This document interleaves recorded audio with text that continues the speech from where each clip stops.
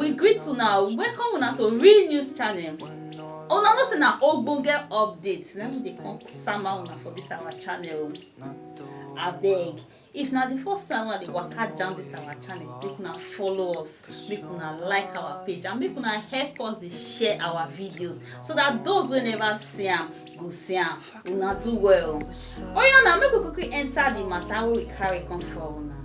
Tragic happen for Kano road. My people, how una dey? This one no be story wey sweet me, but I go still talk am. E sweet me or not, I go talk am. So we wey be Nigerian citizen go take am get sense, and we go dey careful if we dey drive. If we dey move for road, we go know how we take dey waka. My people, if una never subscribe to our YouTube channel, make una run now go subscribe o. And if you don subscribe, don't forget to turn on that notification bell so una dey get the first class information wey we dey bring una come una way.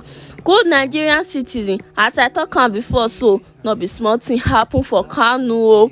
Two buses just get accident, and this one no be normal casual accident o. This one na fire accident. 18 people dey spot while 12 sustain serious injury wey dey rush dem go the General Murtala Mohammed Hospital, while the remaining 5 escape. All those one, nothing touch them, nothing do them. My people, these 18 people so wey dem not survive am, they born like beyond recognition. They even do mass burial for them, and some wey they fit identify, they carry them give their relative.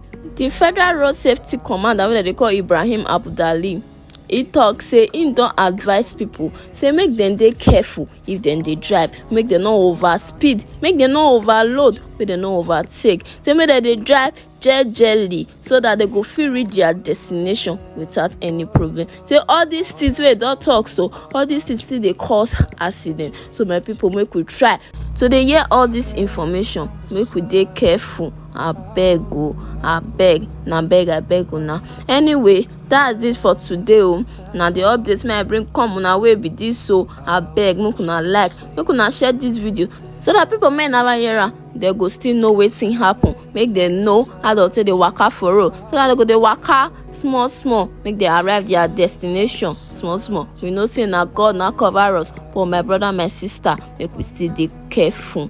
Una do.